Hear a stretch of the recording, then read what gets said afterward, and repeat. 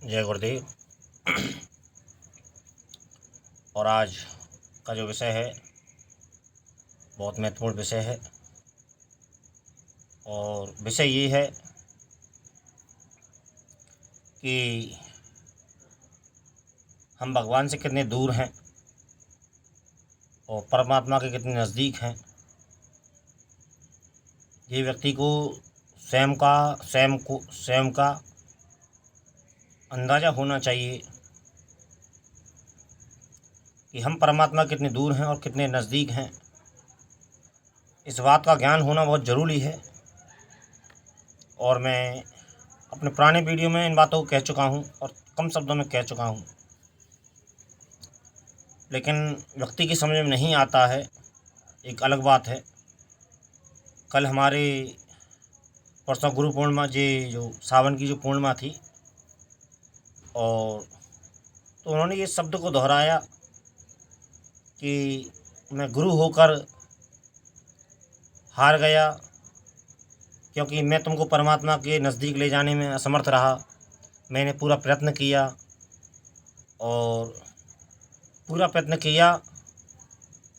और तुम परमात्मा तक नहीं पहुँचे।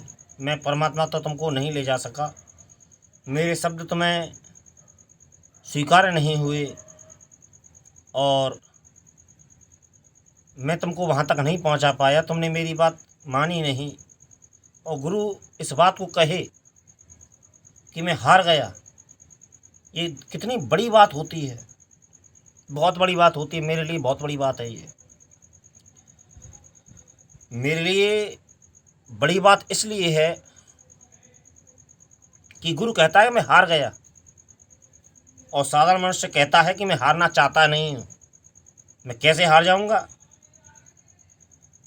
ये साधारण व्यक्ति कहता है जो ज्ञान के इतना वशीभूत है और सत्य का जरा भी ज्ञान नहीं, कामना और वासना और संसार में इतना आसक्त है कि व्यक्ति को अंदाज़ा ही नहीं कि हम किस यात्रा पर चल रहे हैं।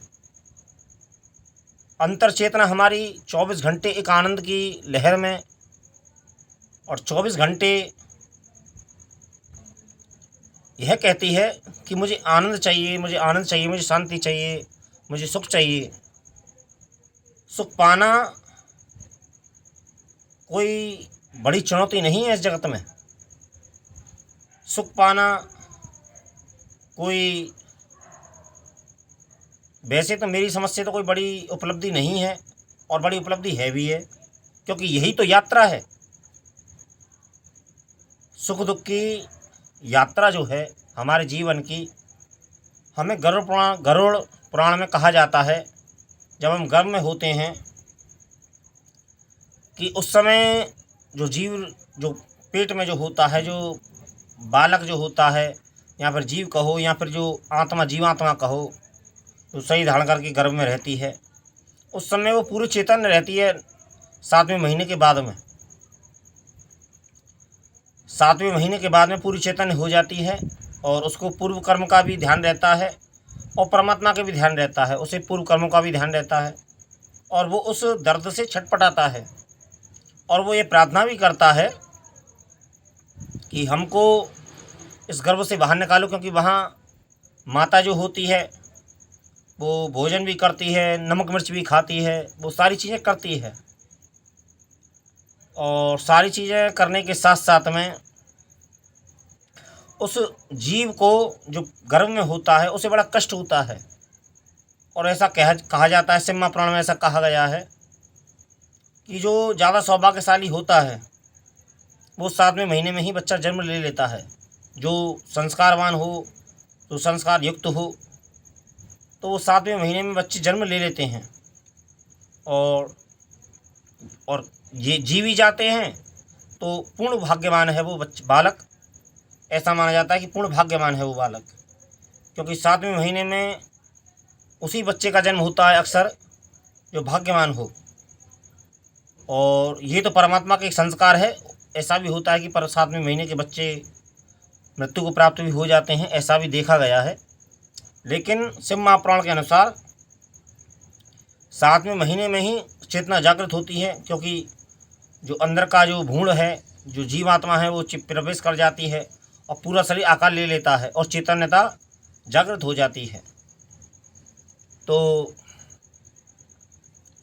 वो 7वें महीने में जब जन्म लेता है तो उसको एक अच्छा माना जाता है। और भी बहुत सी बातें हैं संसार में, लेकिन मेरे कहने का अर्थ ये है कि मैं पहले भी कह चुका हूँ कि मैं भक्ति मार्ग का व्यक्ति हूँ। तंत्र मार्ग में जाने कहाँ से मैं चला आया मुझे पता नहीं है। मेरी शायद चेतना ही भटक गई थी मेरी शायद।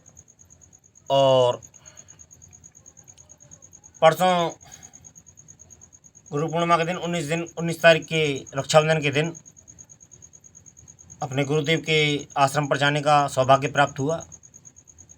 तो वहाँ गुरु इस बात को कह रहे हैं कि मैं हार गया। तुमको परमात्मा के द्वार तक मैंने पहुँचाने का बहुत प्रयास किया, लेकिन मैं तुमको ले जा नहीं सका वहाँ पर। मैं भी उनकी उस वाणी को सुन रहा था। गुरु माता भी थी।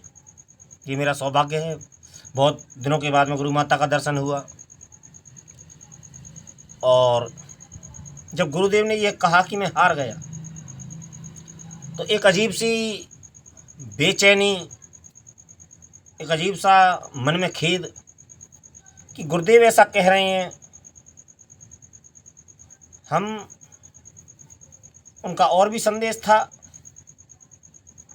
उनके साथ में उन्होंने और भी शब्द कहे थे, लेकिन गुरु ये कहे कि मैं हार गया, गुरु ये कहे कि मैं हार गया, ये बात बहुत बड़ी होती है। व्यक्ति जीतने को आतुर है, लेकिन व्यक्ति 24 घंटे हार रहा है। जीतने की उसकी कामना तो है, लेकिन जीत नहीं पा रहा है और जीत भी नहीं सकता है। ये मेरा तजुर्बा है और ये मेरा अनुभव है। व्यक्ति जीत भी नहीं सकता है, क्योंकि व्यक्ति हारना ही नहीं चाहता है। यही उसकी कमी है और यही कमी उसको उस अवस्था तक ले जाती है, उस अवस्था तक ले जाती है कि जहाँ वो पूर्ण तरीके से मंद पड़ जाता है, पूर्ण तरीके से अस्वस्थ हो जाता है, पूरे तरीके से व्यक्ति निस्तेज हो जाता है।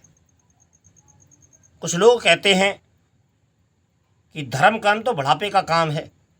वो मूर्ख है वो व्यक्ति जो इस भाषा का, शब्दावली का इस्तेमाल करता है और इन शब्दों का प्रयोग करता है। वो शब्दों से खेल रहा है, क्योंकि सत्य एक ऐसा तत्व है कि जिसके बिना हम जीव हैं, हम मनुष्य हैं, और सत्य के बिना मनुष्य की, जीव की गति नहीं है। जिसने सत्य को धारण कर लिया, जिसने सद्गुरु तत्व को धारण कर लिया, वो तो बच जाएगा। अन्यथा इस जगत में ये जो माया है, इसे महामाया भी कहते हैं लोग, और इसको जाने क्या क्या कहते हैं लोग। भवसागर भी कहते हैं, और लोग ऐसा भी कहते हैं कि इस जगत में आज तक बड़े बड़े तीरंदाज पैदा हुए हैं। ज्ञानी जन ऐसा कहते हैं कि बड़े बड़े तीर मारकर इस जगत में पैदा हुए और जीतने चले थे इस जगत को, लेकिन जीत ना सके, और जीत भी नहीं सकता है कोई व्यक्ति। इस जगत को कोई जीत ले ऐसा कोई व्यक्ति नहीं है। लेकिन उन्होंने जरूर जीता है जिन्होंने सत्य को जाना है, सत्य को समझा है, सद्गुरुओं की संगति की है, संतों की संगति की है। उसने अवश्य जाना है, उसने जीता भी है। ऐसी बात नहीं कि अजय ये जगत जीता नहीं जा सकता है। अजय है ये जगत, अजय नहीं है ये जगत जीता जा सकता है। लेकिन केवल गुरु भक्ति के बल पर, भगवान की भक्ति के बल पर, और कोई ऐसा बल नहीं है जगत को जो जीत सके, क्योंकि सद्गुरु ही सत्य है और भगवान ही सत्य है इस जगत का। और जो लोग बुढ़ापे में साधन करना चाहते हैं और बुढ़ापे में साधन करने के साथ साथ में जो ये सोचते हैं कि ये बुजुर्गों का काम है, बूढ़ों का काम है, तो मूर्ख हैं वो व्यक्ति और अपनी आयु को और जीवन को अपने यूं ही बिता रहे हैं। वास्तविकता तो ये है कि कुछ करने योग्य है इस जगत में तो वो जवानी ही करने योग्य है। वास्तविकता इससे भी बड़ी और है, एक जो मैं सरल बात बताऊं तुमको शायद पता नहीं है, तुमको अंदाज़ा नहीं है, जो मैंने अपने जीवन में देखी है कि भगवान जितना सरल है और भगवान जितना कम चाहता है, और इंसान की जो कुसंगति है, जो इंसान का स्वभाव है कि करता तो कम है और चाहता ज़्यादा है, और भगवान की नीति ये है कि कम करो और ज़्यादा लो मेरे से। लेकिन इस बात का किसी को अंदाज़ा ही नहीं है। हमने सद्गुरु को और परमात्मा को शरणागति कभी की ही नहीं, क्योंकि जवानी हम भजन एक ऐसा समझते हैं कि भजन एक बोझ है या फिर एक ऐसा एक कोई रस्म व रवाज है कि ये तो ओल्डपन है, और ये बड़ा बेकार की चीज़ें हैं। ये संत कहते, हजारों संत कह के इस धरती से चले गए। शास्त्र इसी बात को कह रहा है कि भगवान की भक्ति करो, भगवान ही अपना है। लेकिन हम संसार में इतने आसक्त हैं, इतने लिप्त हैं कि हमको यही पता नहीं है कि हमारी उम्र कब गुजर गई, हमारी उम्र कहाँ बीती जा रही है। चिंताएं हैं, व्यक्ति हैं, लोग कहते हैं कि मैं इस समस्या से पीड़ित हूँ, मैं इस समस्या से पीड़ित हूँ, मैं इस समस्या से पीड़ित हूँ। मैं अपने जीवन में देखता हूँ, मैंने भी जब संसार को चाहा था तो मैं भी काफ़ी समस्याओं से लिप्त हो गया था, लेकिन गुरुदेव की कृपा से और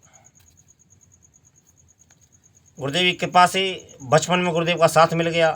बचपन से ही ज्ञान की थोड़ी सी झलक मिल गई थी। ऐसा कोई पूर्व का संस्कार रहा जो किशोर अवस्था में ही 18 वर्ष की आयु, 19 वर्ष की आयु में ही गुरु प्राप्त हो गए थे, सदगुरु प्राप्त हो गए थे। और सदगुरु प्राप्त होने के साथ साथ में मन में जिज्ञासा भी थी कि भगवान के प्रति, क्योंकि 18-19 वर्ष की आयु में बहुत अल्लड़पन था और अपने आसपास के लोग कोई तवज्जो नहीं देते थे। अपना अल्लड़पन के साथ साथ में गुरुदेव के चरणों में पहुँचे, स्वीकार किया उन्होंने और कहा कि ये देखो, ये है रमेश का पुत्र। और उन्होंने कहा, पहली बार मेरे बाल उस समय बड़े बड़े होते थे, हीरो बन के डोलता था कि अपने बाल कटा के आना। तो मैंने कटाए, थोड़े थोड़े कटाए मैंने, क्योंकि हीरोपन छूटा नहीं, क्योंकि ज्ञान नहीं था इतना। और मैंने कटाए बाल के, अच्छा बाल कटाया है, अच्छा। तो उन्होंने जब पहली बार में जब मुझे देखा था कि ये है रमेश का पुत्र, तो मुझे बड़ा एक ऐसी जिगर में एक ऐसी चुभन हुई कि जैसे कोई कुछ कह रहा है, कोई पुकार रहा है। उसके बाद में गुरु मंत्र का जाप चलता रहा निरंतर। बीच बीच में कई गलतियां भी की और गलतियां करने के साथ साथ में उसका दंड भी भुगता, और काफ़ी समय बहुत से दुख दर्द चले। वैसे तो जब तक गुरु मंत्र का जाप चलता रहा, सीधे चलते रहे, तब तक तो आनंद आता रहा। लेकिन जब जब टेढ़ी चाल चली तो कहीं ना कहीं दुख प्राप्त हुआ, क्योंकि ईश्वर ने मुझे अपने लिए बनाया था और मैं संसार को कहीं ना कहीं ढूंढ रहा था, और कहीं ना कहीं यह समझ रहा था कि ईश्वर मुझे देख नहीं रहा है, या फिर मैं ईश्वर से ज़्यादा समर्थ हूँ, ईश्वर से ज़्यादा चालाक हूँ, या फिर ईश्वर से ज़्यादा मैं जानता हूँ, या फिर ऐसा समझ लो कि कुछ भी समझ लो। तो मुझे कदम कदम पे जब जब मुझे अंदर थोड़ी सी सदगुरु की प्राप्ति हुई, सदगुरु के मंत्र जाप के बलबूते पर सारी चीज़ें ठीक ठाक चलती रहीं। लेकिन बीच बीच में कई वर्षों में ऐसा हुआ कि जब गलतियां की, अहंकार आया, विद्या की प्राप्ति हुई, आनंद की प्राप्ति हुई, तो गलतियां की तो उसका दंड भी भुगता।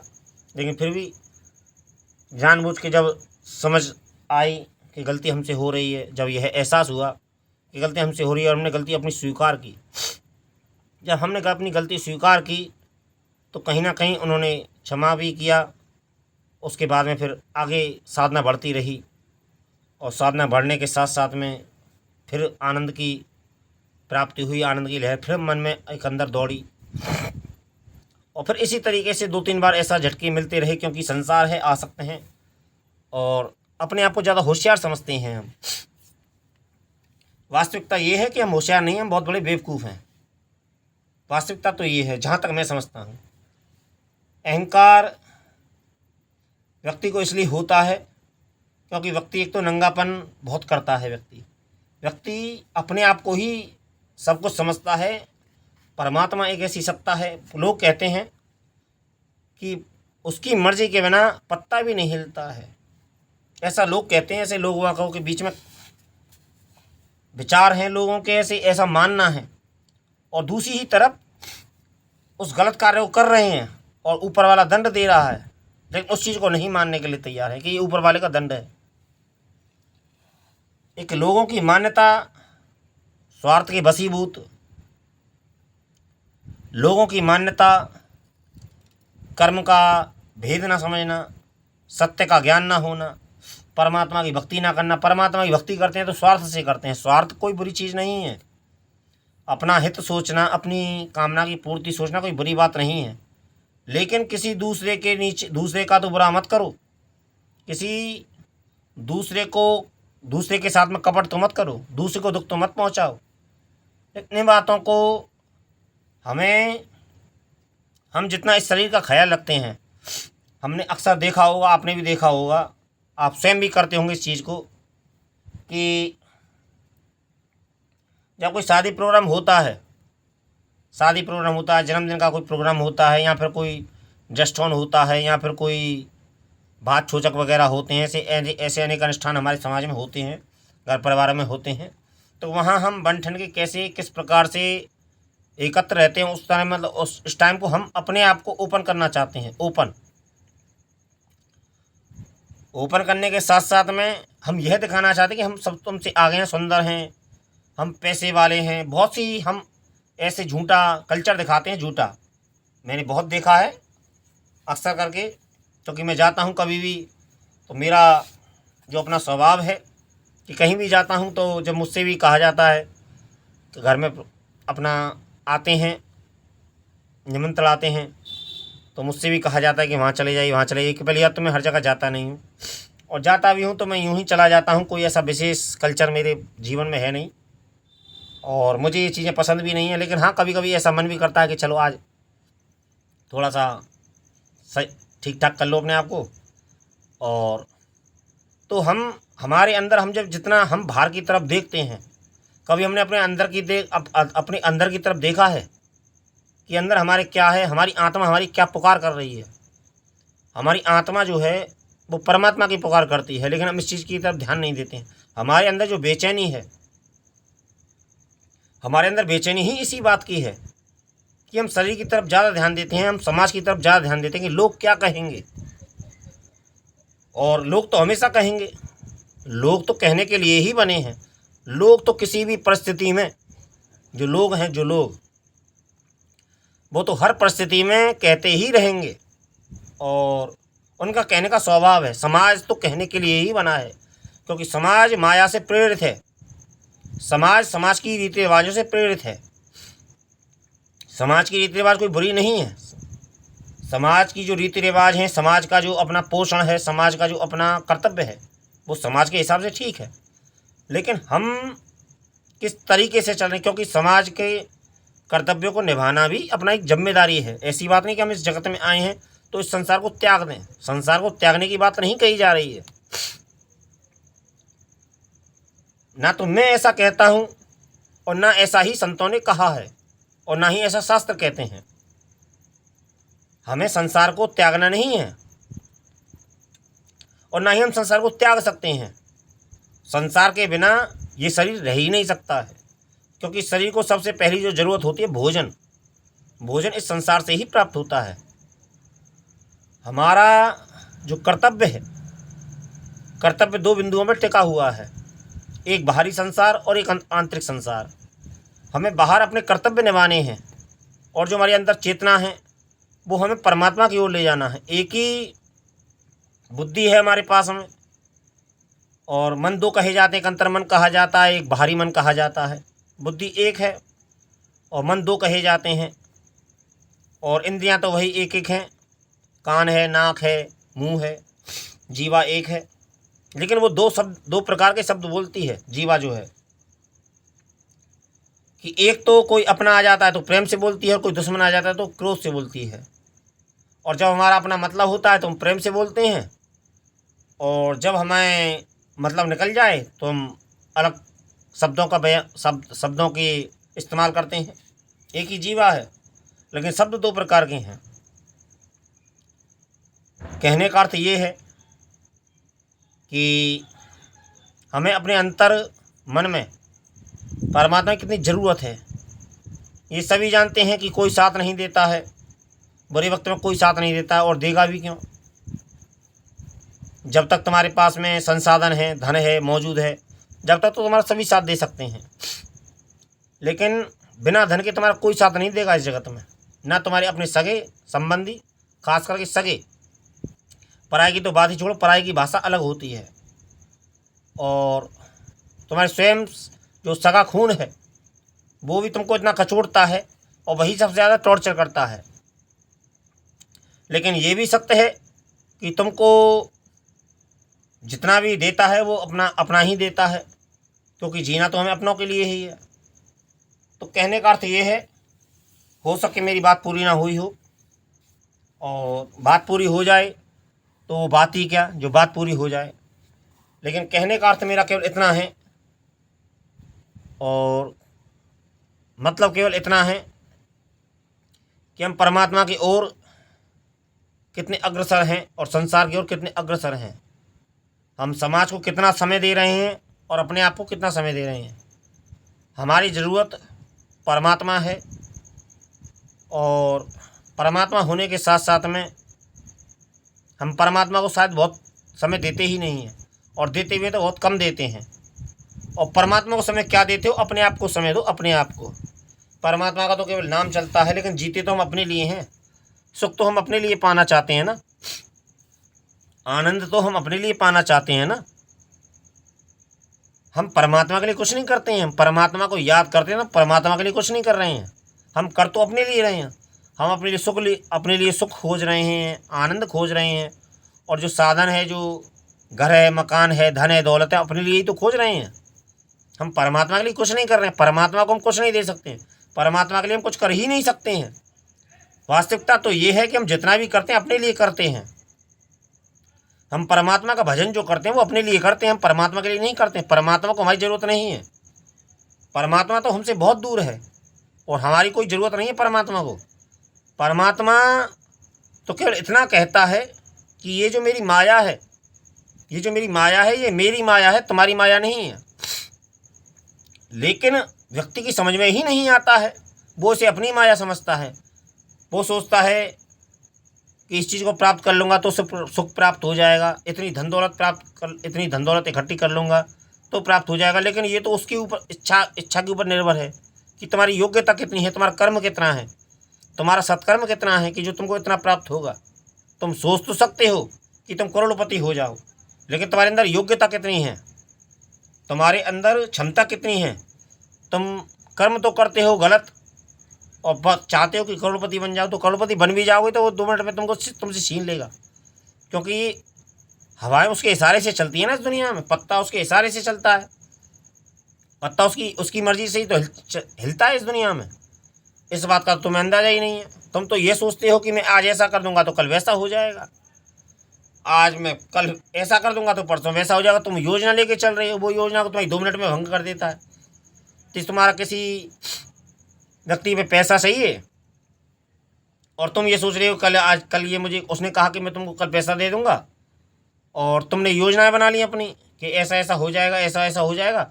और तुम उसके पास में पैसा मांगने पहुँचे और उसने कहा कि भाई आज तो मेरे पास में पैसा ही नहीं है, और तुम्हारा हो गया दिमाग ख़राब, और तुम्हारा दिमाग ख़राब हो गया, तुम्हारा पूरा सिस्टम ही, तुम्हारी जो पूरी योजना थी वो पूरी भ्रष्ट हो गई। वो ज़मीन में आके धड़ाम जैसी मंजिल गिर जाती है, मंजिल कोई बहुत ऊंची इमारत तैयार हो और नीचे से ज़मीन कमज़ोर हो और वो धड़ाम से गिर जाती है। इसी तरीके से तुम्हारी वो पूरी योजना फेल हो जाती है और पूरा सिस्टम बिगड़ जाता है, पूरा तुम्हारा माथा ख़राब हो जाता है। माथा जो है वो तुम्हारा ख़राब हो जाता है और इस तरीके से ख़राब हो जाता है कि वो सेंटर में ही नहीं आता है। तो ये जो चीज़ें हैं इन चीज़ों को समझने की बहुत आवश्यकता है, और आवश्यकता होने के साथ साथ में परमात्मा की ओर ध्यान देने की आवश्यकता है। और परमात्मा के बिना गति नहीं है। सत्य की खोज और सत्य के प्रति प्रेम और सत्य को जानने की इच्छा, ये बहुत ज़रूरी है। और आज के लिए केवल इतना ही। जय गुरुदेव।